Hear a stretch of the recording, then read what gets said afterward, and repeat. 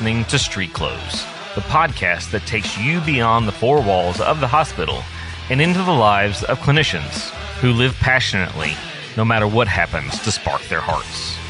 Each week, we dive into the hobbies and side hustles that refuel the clinical spirit, recharge the mind, and remind us all that there's a big, beautiful world out there to keep exploring.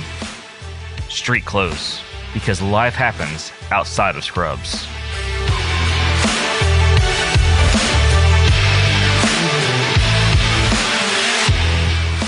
All right, let's hit the open road. Talk about a passion that's more than just a weekend hobby, motorcycling. Yeah, there's something about the freedom of these two wheels that's hard to put into words, but we're going to try to do it on this episode. It's not just about adrenaline, although, let's be honest, that's probably a big part of it. It's about the connection between the rider, the machine, and the world around them. Motorcycling isn't just about getting from point A to point B. It's about the journey, the wind on your face and in your hair, and the feeling of being free. In fact, studies have shown that motorcycling can actually reduce stress and increase mental focus. One study even suggested that riding a motorcycle can increase alertness to the same level as drinking a cup of coffee. Now, how's that for a morning pickup? But it's not just about thrills and speed. For many, motorcycling is a form of meditation. It's a way to clear the mind, to be fully present in the moment. And let's not forget, there's a community aspect of it too. These motorcyclists often describe their fellow riders as a second family, bound together by shared love for the ride and a mutual respect for the road. So next time you see someone cruising down the highway on a motorcycle, remember, they're not just out for a ride. They're tapping into something deeper, trying to find a balance between exhilaration and peace and living out their passion on the open road. On that note of passion, we're going to be talking to Jen Barnickel today on her passion for motorcycling and how she follows this passion outside of scrubs. So hang with us, and we'll be in studio in just a moment. And I'll let Jen tell her story of freedom on the road.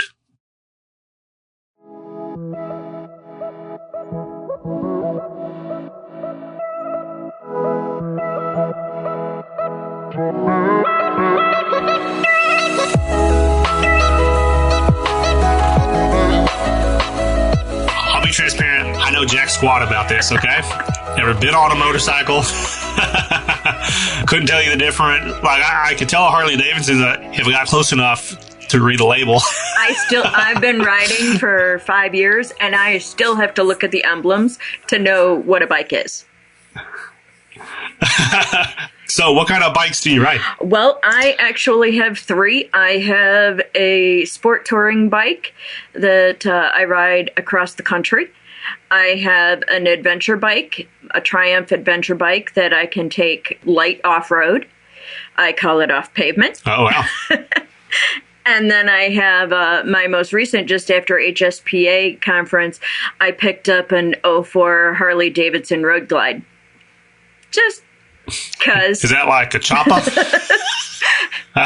I mean, I don't know. What is that like a tricycle? No, none of my bikes are trikes. No. All of them are two wheels only. But the Harley Road Glide is a cruising bike. So it's meant to just cruise around. It's loud enough to be noticed, but not loud enough to be obnoxious.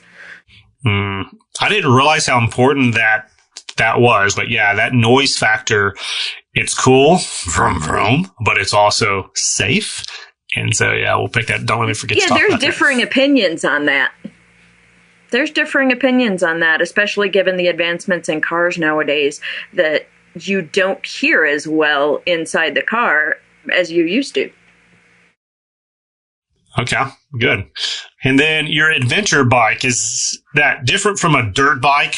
Is that just a fancy way to say a dirt bike, or is that like really it's a different design? It's kind of like a dirt bike on steroids. A dirt bike is not necessarily street legal. This one is street legal and made to be comfortable on the street as well as off-road. Killer. Okay. How long have you been riding bikes? Did you already say that? No, I started riding in September of 2020.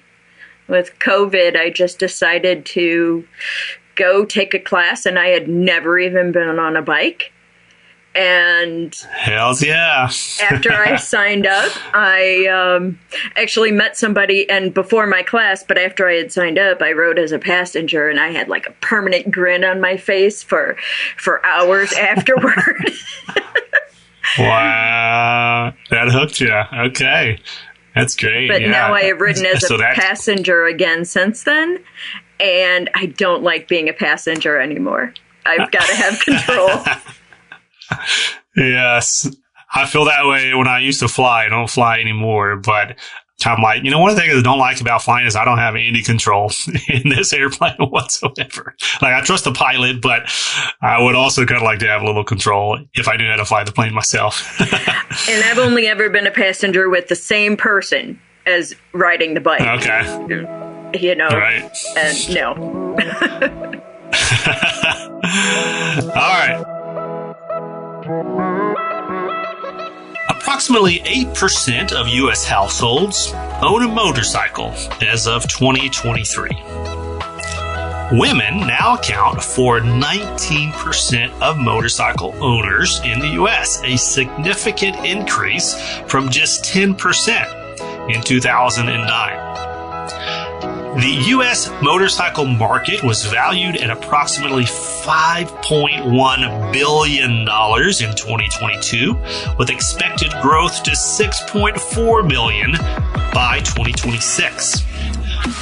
On-the-road motorcycles are the most popular in the U.S., making up 72.8% of sales, followed by off-the-road motorcycles at 23.6%.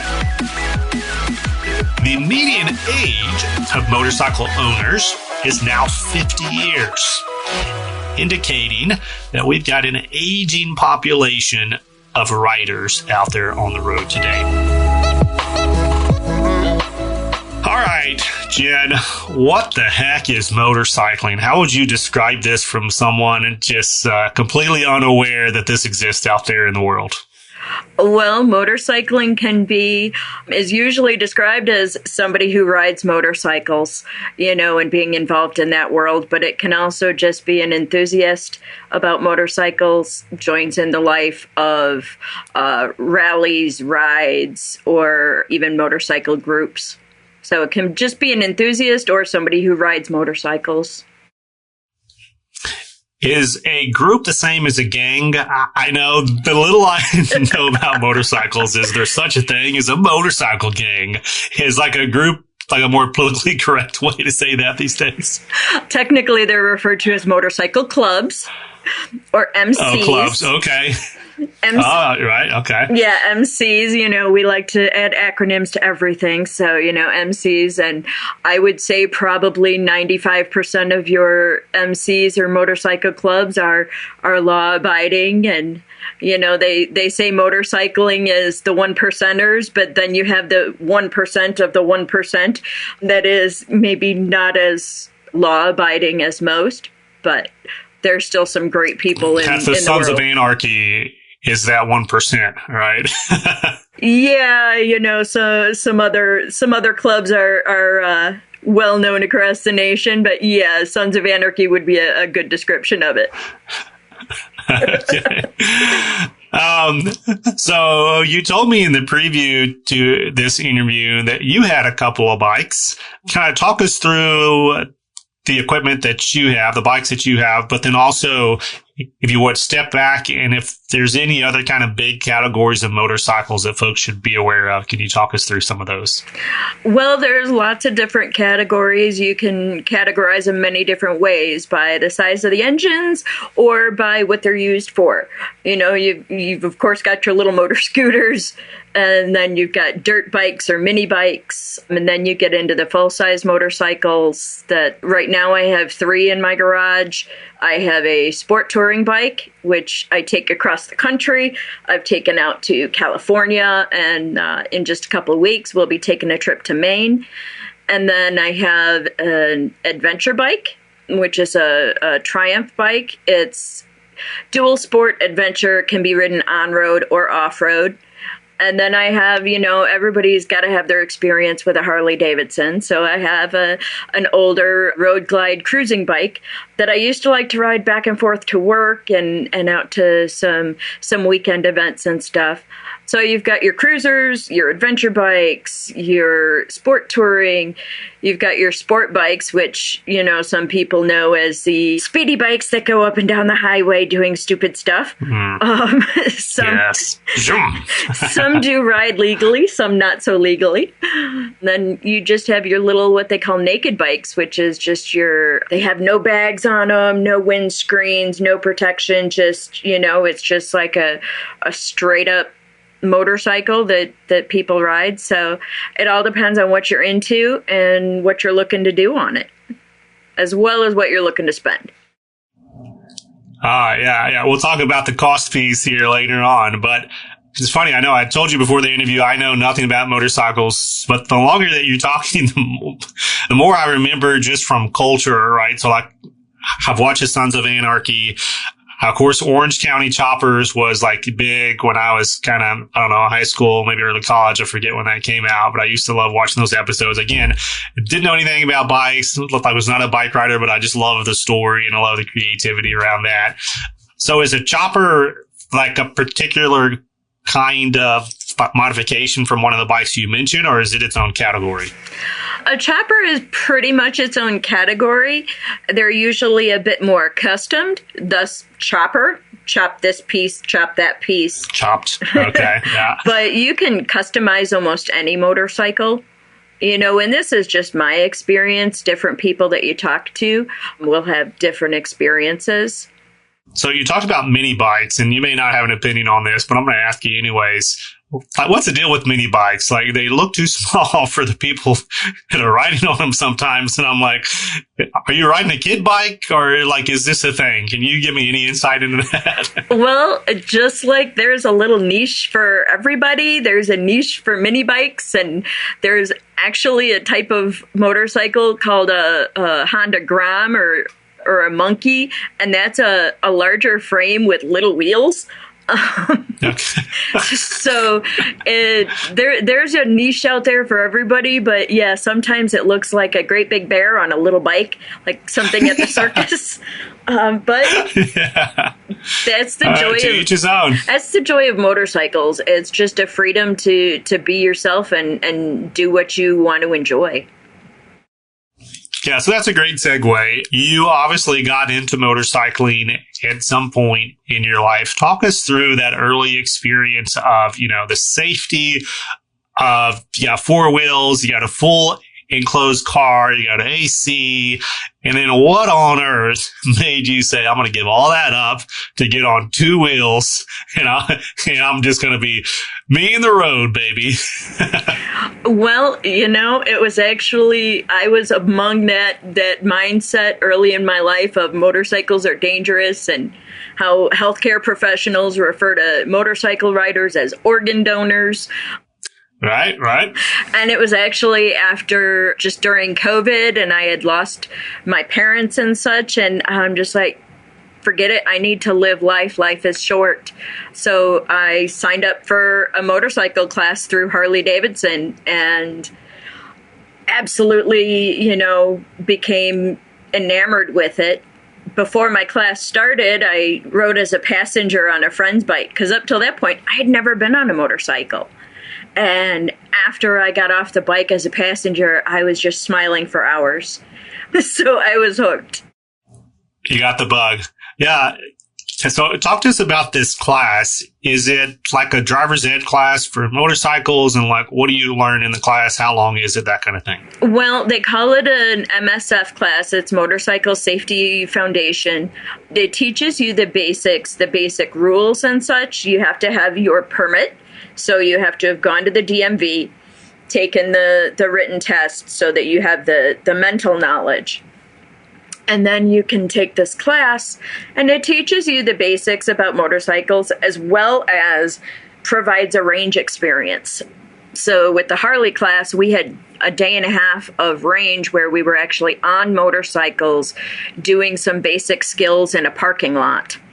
And it was actually after my first day of range, when I had first turned that key on a motorcycle, I bought my first bike at lunch break that day. And that's why Harley has the classes at their shop.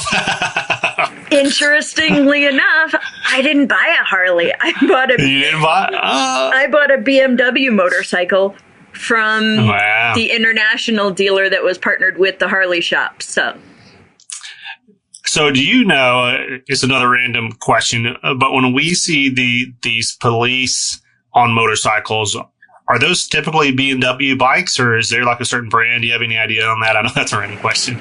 It depends on where they're at. Most are either on Harley Davidsons or BMWs. Okay. But you can really modify almost any bike. It's just the police departments want something that is easily duplicatable, easy to modify, and going to be as safe as possible for their officers. Back to the Harley Davidson class. So is this where they teach you when you're driving through a parking lot to find the car that has a sleeping baby in it, then pull right up to the outside of the window and then really gun it? So is this where y'all learn that skill? Of course. They have to teach you how to make the most noise and be obnoxious as possible. No, really, it's to teach you slow speed skills and to be as safe as you can for yourself and for those around you. If it's a foundations class, does that mean that there's additional classes you can take if you want to kind of get into more advanced or expert riding? Definitely. There's the basic class, and then there's advanced rider skills, and you can take many different classes. Some riders that I met out in Colorado, they're off-road riders, and they actually bought a piece of property and developed their own training facility, appropriately named the Farm, for learning off-road skills. Okay. That's cool. That's cool.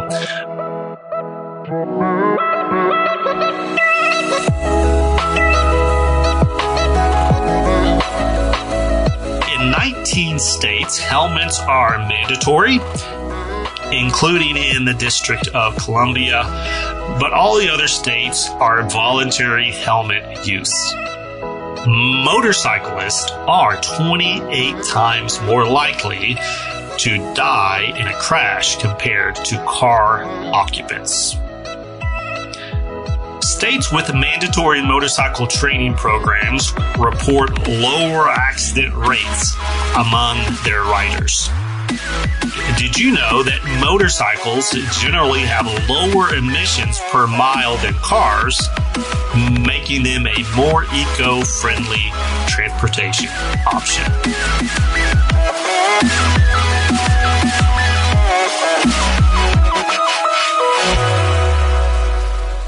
So let's talk a little bit about the weight of the bike, because you mentioned kind of the different bikes and such. One of the variations is the engine size. And I'm assuming the larger the engine is, the heavier the bike becomes.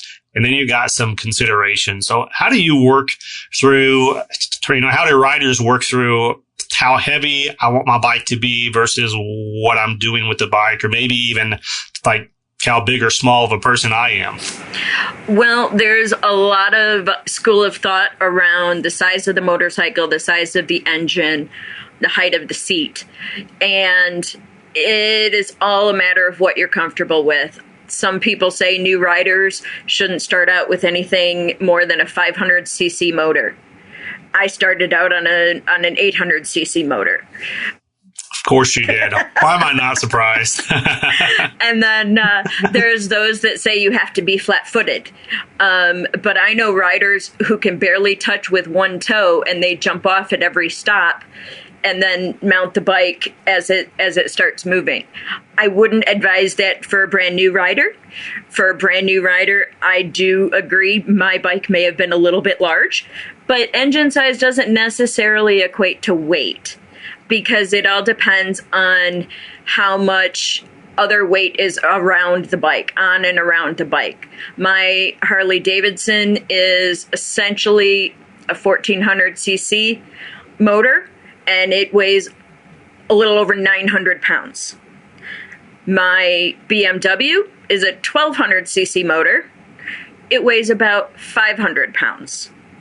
So, and yet my 900cc adventure bike, it weighs probably around 550. So the 900 weighs more than the 1200. It all depends on what you're riding. And as far as control, it matters how well the bike is balanced. By that, I mean gyroscopic balance. When you're standing on it, is it really top heavy? Does the weight feel lower to the ground? That kind of thing. So it's all in what you can handle. And of course, as you're going down the road, nothing feels heavy, nothing feels out of balance, because you're just going down the road with wind in your hair. So you mentioned earlier, Jen, that there's such a thing as kind of a naked bike style. You know, it's just kind of stripped down. It's the bike. The other end of the spectrum is the tricked out bike, that it's just got all the bells and whistles. So, you know, for somebody like me who's never really been up close to one of those bikes, like, what are some of the kinds of bells and whistles that you could have on a fully tricked out bike? Well, actually, in the motorcycle group I hang around with, we refer to all those, additions as farkles, Okay. Farkle's great. I have no idea where that term comes from, but it can be different bags. It can be a tank bag, a top case on the back. It can be changing out the different pedals on the bike or levers, handguards, windshields. Almost anything that is on a bike could be customized to be something else. I've seen some women take and bedazzle their bikes. Others, rhinestones, glitter. Yeah. Exactly. Others put different light kits on so that they have more lights on the back of their bike to make them seen better by cars. What about heating and air conditioning? Like, is there a plug-in? Like there's some kind of suits out there that you do, like a heat suit or like an AC suit or something? There's not really AC suits yet. I know one of the seat companies is coming up with an air-conditioned seat. Many heated seat options are available, as well as heated grips on the motorcycles themselves. Important. Yeah. And then, yes, there is heated gear. I do have some heated gear because I ride year-round, and I live in Chicago. Yeah. Important. Yeah, so there's a lot of different things that you can outfit your bike with or wear to keep yourself more comfortable. Talk us through a typical day. So let's say that you're getting ready to go on like a one-day ride with your local MC. What does it look like, kind of getting up in the morning all the way through the process? Well, just like getting up and going to work, granted, you're a little more motivated. You get up at 5 a.m. to go to work, and you're like, I have to go to work.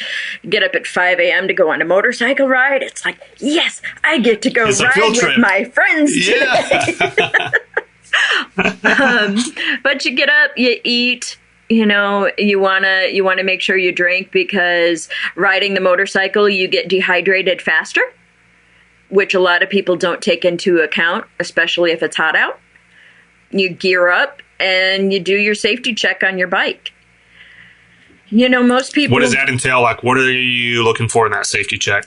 Well, you're checking to make sure that your brakes are good, your tires are properly inflated, because as you said, with a car, there's 4 tires. With a motorcycle, there's 2. So you have a lot less contact with the road. So you want to check your tire inflation. You want to check and make sure that everything is working as it should be. None of your levers have catches in them, just like we check things in SPD. We check things on the bike. Make sure that the levers function freely and clear. There's no spare oil or anything. If your bike has a chain, you're checking the chain to make sure that it's in good condition and ready to go so that there's not any unexpected malfunctions on your bike. Okay. So you do your safety check and then you hit the road. What happens next? You hit the road. You generally have an agreed upon meetup spot. And once you meet up with everybody, usually who's ever leading the ride or the road captain will give a little, hey guys, let's all group up and, this is how we're going to ride, whether you're going to ride single file or in a staggered formation. Just basically keep everybody on the same page, where you're going to ride to, what to do if somebody has an issue. And then everybody mounts up and gets on their bikes. Sometimes people will have Bluetooth headsets in their helmets. And that's always a good idea to have at least a couple riders connected by Bluetooth throughout the group so everybody can stay in contact. Yeah, that's cool. It's like a helicopter grouping and you're all talking to each other. Well, plus the advantage of that is, you can have some music playing. And like me, I love my music, but what I listen to is not always age appropriate for passerbys. So like some motorcycles, they just play it from their speaker and everybody hears it. No, mine is usually just in my helmet. And so you have an awesome ride and everyone comes home safe. We're going to talk about safety here in just a sec, but everyone comes home safe. So what's it look like on the back end of one of these big rides? On the back end, usually people will separate as they ride back and go their separate ways. It all depends on what was agreed up at the meet. Once you get home, you're putting your bike away, making sure that, again, there's no issues with it, taking off all your gear. I say that, but not everybody wears gear. I do. You take off your gear and you make sure you hydrate again. Very important. All right. So let's talk cost here, for people who are tuning in. There's going to be a lot of bikers tuning in that are just like amening everything and like, yeah, that's the style, that's the approach, that's a variation, everything else. But there's going to be a lot of folks who maybe have not gotten into this, but they're considering it. But obviously, the cost portion is going to be important these days because everything seems like it's getting more expensive. So what does it cost, to take one of those training courses that you mentioned, but then also if you're looking for a good starter bike, what are we talking about? And maybe like to the gear as well. If you want to wear gear, I'm assuming there may be some states that require helmets. Not sure you can kind of speak to all that. Yeah. Well, here in Illinois, the MSF class was and still is issued in some areas at some local colleges and stuff. And that can be either free or just a minimal, like $50 cost. The Harley course I took was $350. So it all depends on what's in your area and what's required.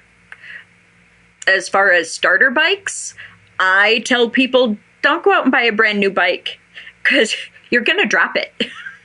It's going to hit the ground. If you spend all this money on a bike, you're going to be obsessing over a ding or a nick. And as a new rider, you're going to drop it. Or as I like to say, the bike might faint. Yeah. So, but you can pick up a decent used bike for around $5,000. Some places might be a little cheaper, some might be a little more, and bikes new go all the way up over $35,000, depending on what you're looking for, just like with cars. And what does an average bike helmet cost? Like if you want to get a decent helmet? It depends on your definition of decent and who you talk to. Okay. You can get it. Like spikes and flames? Come on. Well, the that's just standard aesthetic. equipment. That's aesthetic.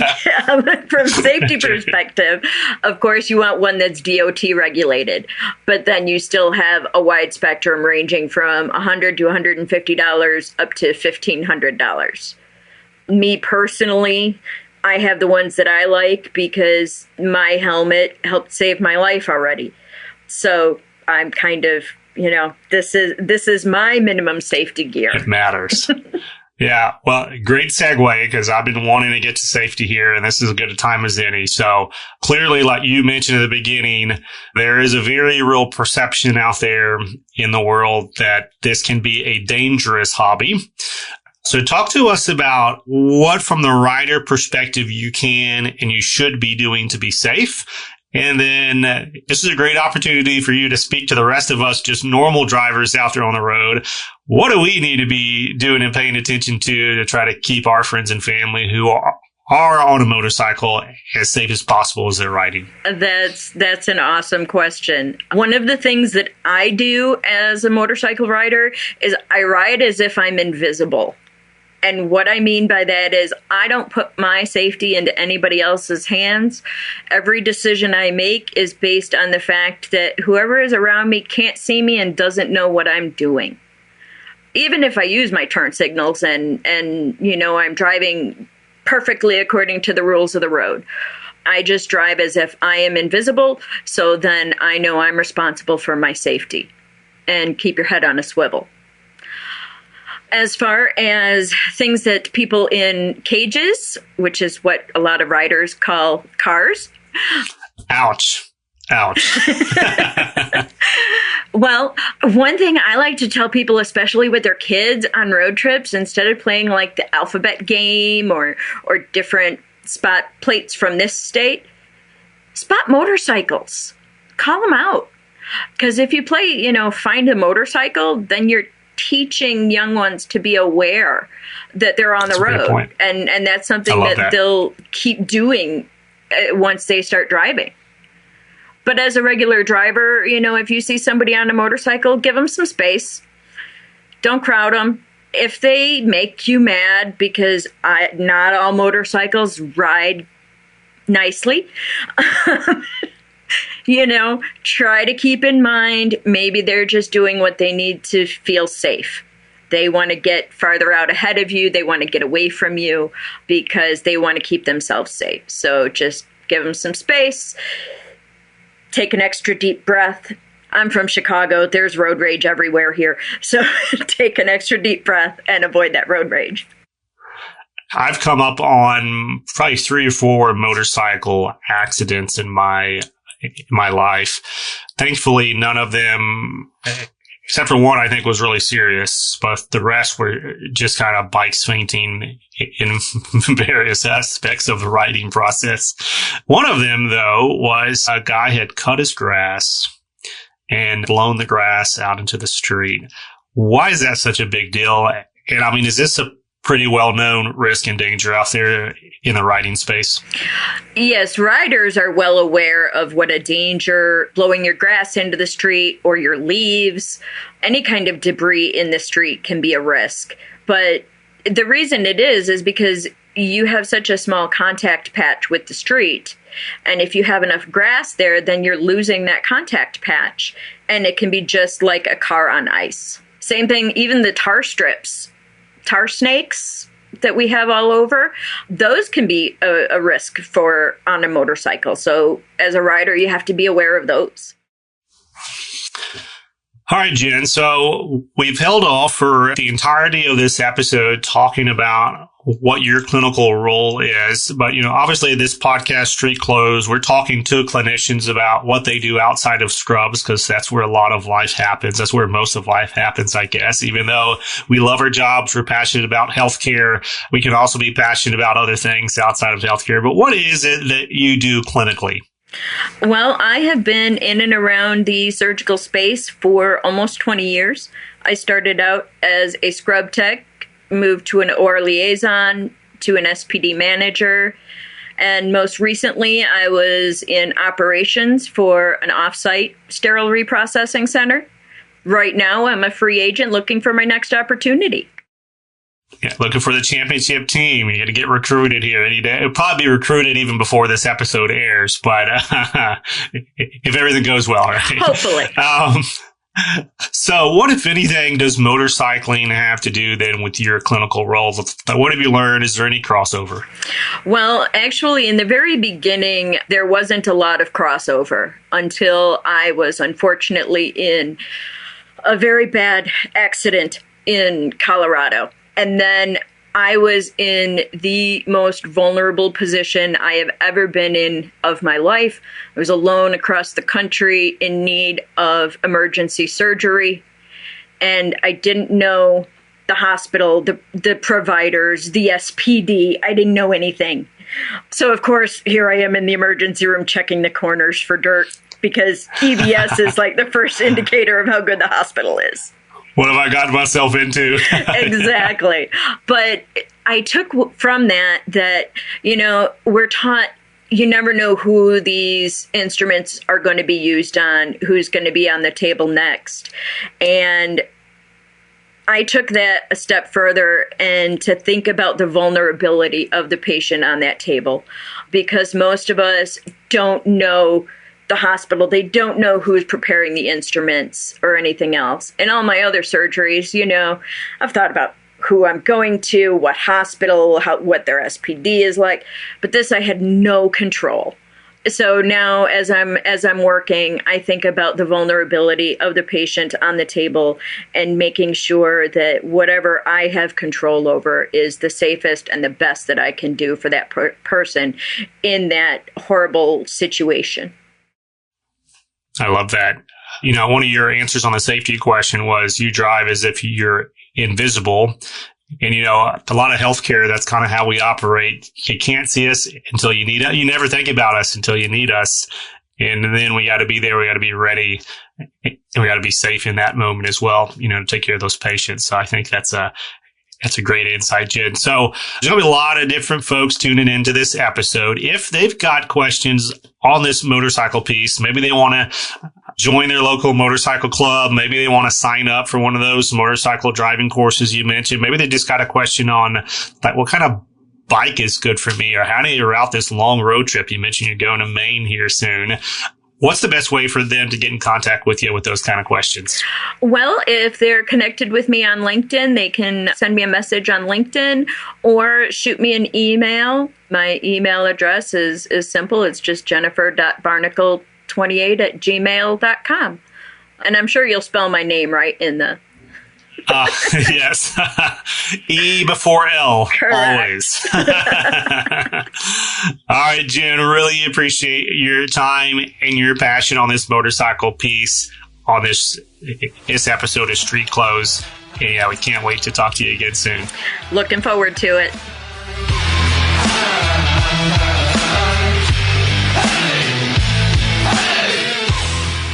That was Jen Barnickel, an SPD professional in the Chicago area, sharing with us the finer details in her love of motorcycling. Thanks for listening to this episode of Street Clothes, where we explore the lives of clinicians outside of the hospital. If you enjoyed this conversation, make sure to leave us a 5-star rating and review wherever you get your podcast. We'd love to hear from you. Please don't hesitate to reach out with an interest that maybe you have taken up outside your department. That's a wrap for this episode of Street Clothes, proudly brought to you by the Healthcare HQ Network.